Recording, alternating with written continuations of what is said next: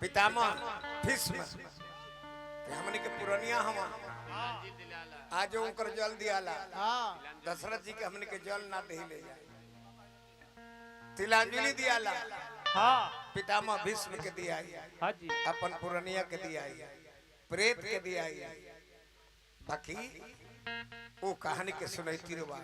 मजा आई।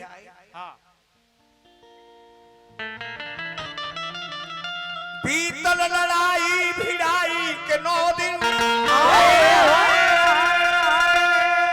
10वां दिन भीष्म जब रण में समैले अब तो जनात्मा की करे के बलात् परी होई के क्रोध मन युद्ध के बन गईले 10वां दिन पितामह भीष्म कुरुक्षेत्र के मैदान में गईले 10,000 राजा के मार डाले। युधिष्ठिर धर्मराज कहले कि हे कन्हैया हे केशव 10,000 राजा के रोज मारत रहे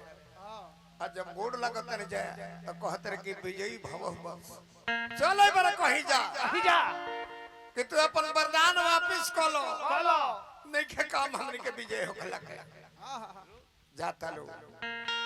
चरण छू के प्रणाम कर लो विजयी भव वत्स खरी ना दादा ना हमने के विजय के जरूरत नहीं थे वरदान जो देता रहो लौटा लो रोज 10,000 राजा के मारो तरफ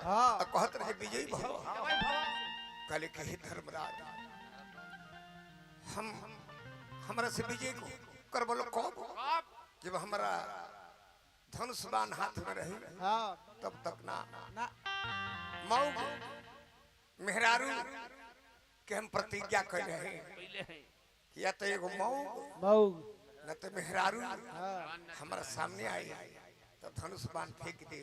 अब फेंको तबे हम मराई अजले हम मराई भी ना तले तहर ले विजय हुई बोल अब जे आ गइल बबुआ दादा मरई है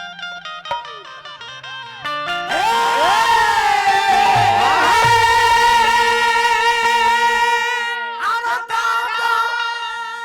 मरई है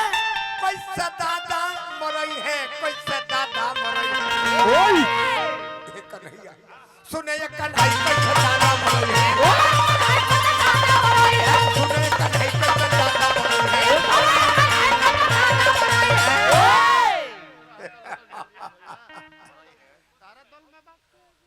भगवान कृष्ण कहले कि तारा दल में बारे को तारा दल में एगो मौगा बा तारा दल में बारे एगो मौगा अरे वो है जब दादा के सोझाई आई जई है सुने कन्हैया और सही दादा मर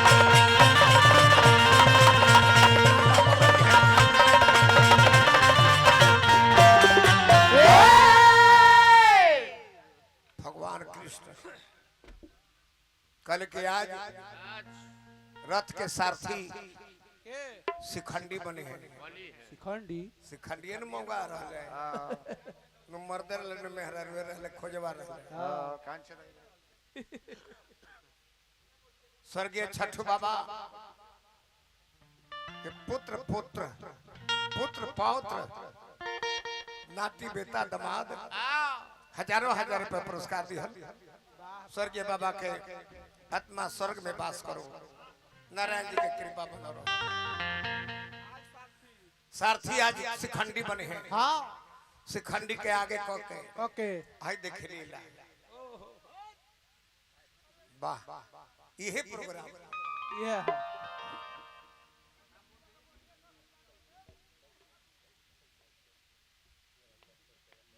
देखिए तो हमारा गए थे पंचायत से भैया हमारा आज बनी रवा यहाँ के का लगे छठू बाबा के दामाद बने प्रणाम करनी है दामाद जी के हार्दिक अभिनंदन शुभकामना शिखंडी जब आ गए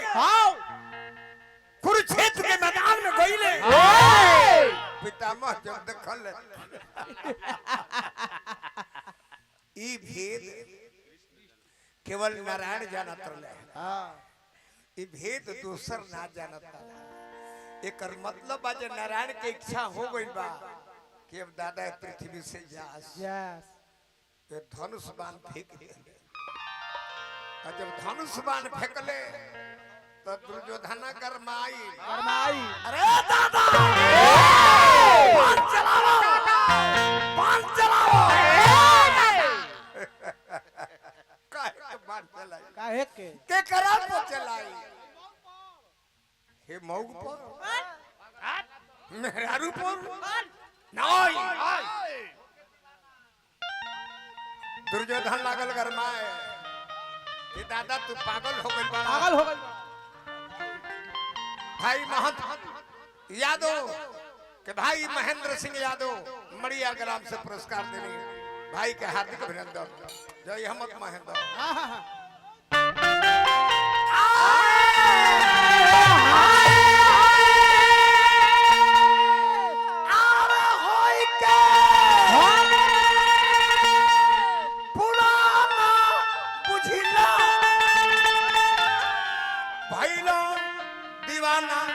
दादा पागल खाना में चलो ए दादा तू पागल हो गई बड़ा सठिया कोई ना पागल हो गई बड़ा कम माथा तार काम नहीं करत तू तो मारा दो के कहलो जनाना पागल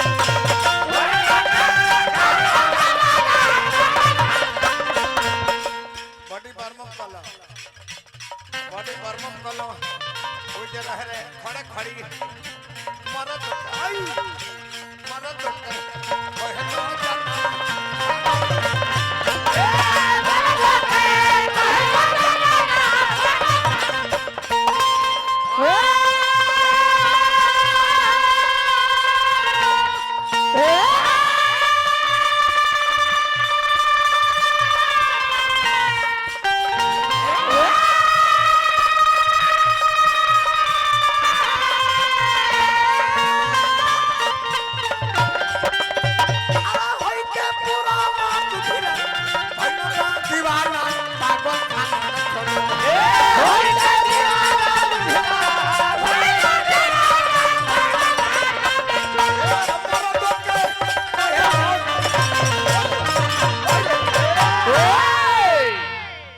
जनाना सावन में सियार जमले भादो में आइल बाढ़ बाढ़ कहले जे हम ऐसन तो बाढ़िया न देखल एकर कहानी सुनत जानत रे बाबू दुर्योधन बाकी तू का जनबो पशुआ पुरान पीला काटी जब मालिक के तो कहीं के परी की कुकुरे पगलाइल बा ध्यान दो पाख जब जाम जाई बरसात के फतिंगा के हां तजनहे लंगड़ भाई तनी हां ओकर कारनी मुई अब आगे पे बैठी ना तो चोरी के लहकल चोरी पे जाकर ई उतराइल बड़े सुन एके हो ला सुन लो कुरुक्षेत्र के मैदान में दुर्योधन से कहानी सुनावत रहे हां पितामह के सुन एके हो ए हो ध्यान दो जहिया जन्म लिहल से द्रौपद के घरा ना हो खजाना कुल जनाना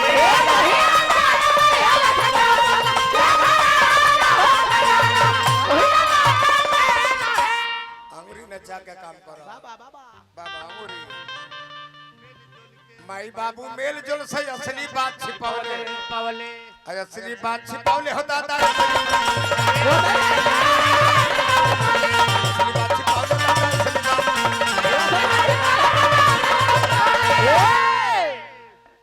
स्वर्गीय छठो महतो जी के परनाती बड़े देखो नाती परनाती हरि राम राम धन है स्वर्गीय बाबा तुम नारायण के रूप रला तो नर नार रहा नारायण रला जरूर और स्थान देवलोक में मिली सबसे भीतरी जे मरलन परलोक में कुछ है ने उन्हें भटकेला बाकी सही जे पार कर जाला स्वर्ग तो स्वर्ग में चल जाला लड़किए के लड़का बता देली द्रौपद के मेहरारू के पंडित जी ए बाबा पंडित जी एने आई तनी जाकर राजा जी से कह दी हाँ कि रे घर में लइका भइल बा अब भई रहे लइकी हाँ हैली सोना के सिकरी रवा के नाम देता अब पंडित जी तो पैसा पवले जाके बता देले कि राजा जी रवा घर में लइका भइल बा बाकी मूल नक्षत्र में पड़ गइल बा हतना बरिस तक रवा मुंह देखे के नहीं खे अब वो तने घरे में पालन पोषण भौ हां और लड़की रहे आ लड़का बन के रहत रहे हां हिरण्यवर्मा नाम के राजा रहले आ राजा द्रौपदी के बड़ा मित्रता रहे हां तय कहले रहले कि हमारा घर में लड़की हुई आ तारा घर में लड़का तो विवाह कर लेबे चाहे तारा घर में लड़की हुई हमारा घर में लड़का तो विवाह क के दोस्ती के रिश्तेदारी में बदल हां अब भइल दोनों और लड़की हाँ हई देखो लीला अच्छा अच्छा स्वर्गीय छठो महतो जी हाय हाय के छोटा पुत्र बानी फिर हमरा के 500 गो लेके देनी परिवार में नारायण जी के कृपा बनल रहो दोनों और भइली से लड़की हाँ। सुन बारात गई हां राजा द्रौपदी अपना बेटी के बेटा बना के डोली में बैठा के ले गए छिनाई कब जब कोहबर में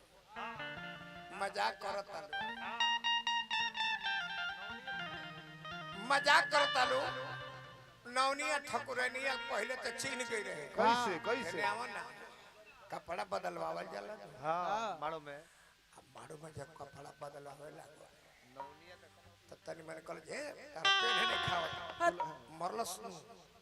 गोच दे अंगुरी छाती में बूढ़ गई जाकर ठकुरवा से कहते जे सुनत करी मरद ना ओ मेरा रू कैसे जोड़ लिया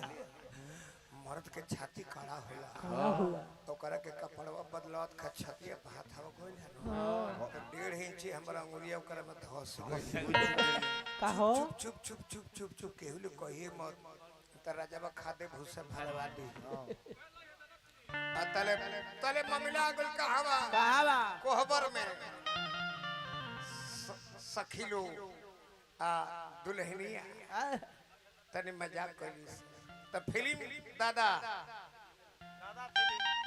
हमने माना तुम पर साजन अरे है जो बनमा भर इत महिमा इन हमरा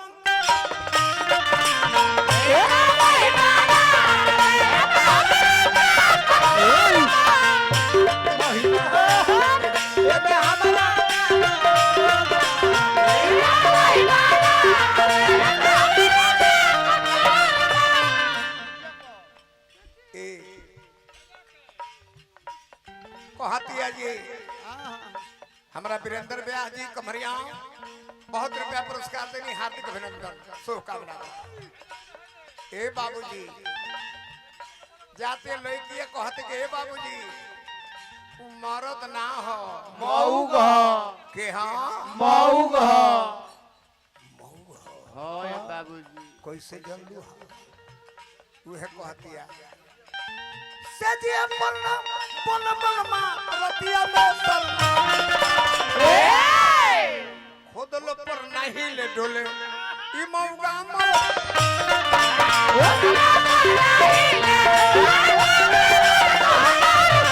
खुद लो पर नहीं ले डोले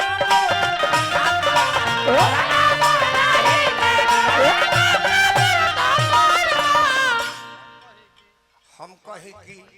हे ने आवा बबुआ बीरबल ढेर ब्यास मत बनाओ जा बाबू हे ने आओ हम चाहते हैं कि 7 नंबर 63 बनाओ हानो तो 4 नंबर 36 बन जाता अच्छा हम कही कि हे ने आओ होने मुंह घुमावेला हम कही कि हे ने लाज छोड़ के सटल चाही तो पेट में केहू लाज छोड़ के सटल चाही तो पेट में केहू लाज छोड़ के ओकरा देही में सटल चाहता नहीं हां कि 63 बन जाओ तो 4 नंबर 36 बन जाता भाई हमारा छठू बाबा स्वर्गीय बहनी वहां के नाती लक्ष्मी मोबाइल के माध्यम से पुरस्कार हार्दिक अभिनंदन शुभकामना बा इन्हीं हाल लाज छोड़ के सटल चाही तो ए हो लाज छोड़ के सटल चाही सारा सारी खोलन पर तनिको सुबुगा ए बाबूजी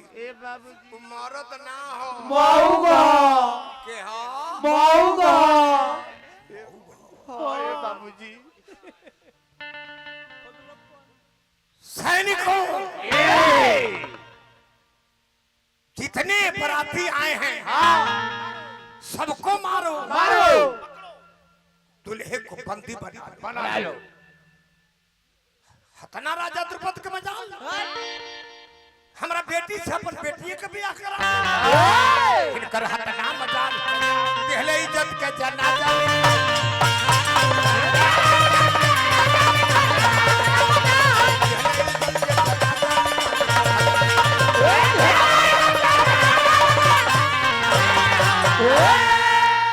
लड़की से लड़की के शादी करा के चल दिले हमारा के गुरबत बना के अरे पगड़ी के कोइले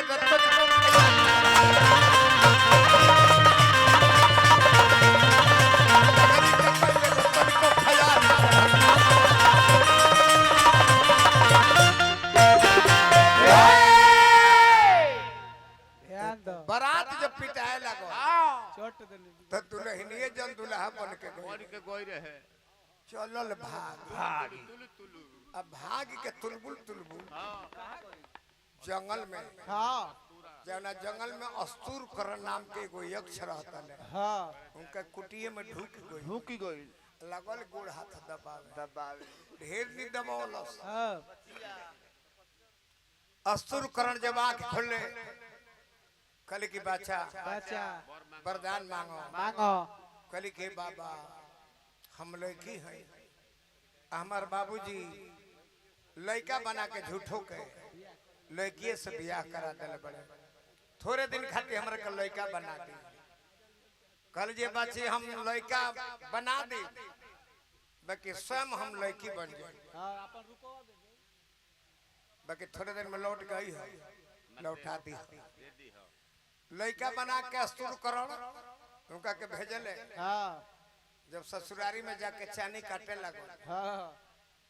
और रूप लौटावे अइबे ना करे अस्तूर करण खोजत खोजत पहुंच गइले कहले जे काए बाचाबो ए बाबू ए बरन बबुआ बनल बड़ो वो हमरे रूपवा दिहल ह हेने आओ ए बाबूनी हमर रूपवा लौटावे ए बबुनी ए बाबू हमर रूपवा लौटावो लौटाओ कहते कि ना लौटाई ना लौटाई ना लौटाई ना लौटाई ना लौटाई ना लौटाई ना लौटाई तो जा जा जब ई हमरा काम में ना आई हां तो तोहरो काम में ना आई सी श्राप दिहले श्री पंडित खंडी ये कोट के गिरी गोइल मर्दानगी गिर गई तो कहले पितामह के बबुआ बुआ बोलियो के एकरा पर ई मौग मौग हई भूलियो के एकरा पर बाण ना चलाई अलही लड़ाई में अरे आज ये मराई सच मनवा खिचुता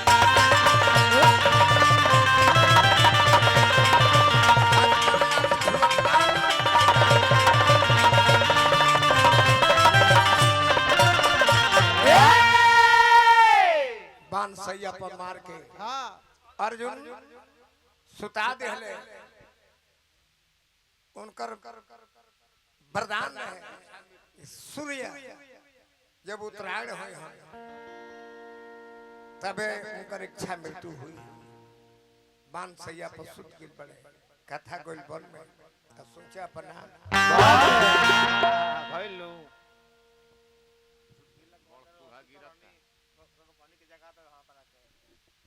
चुटकीला तना एक खराब बात कले और पेपर रहे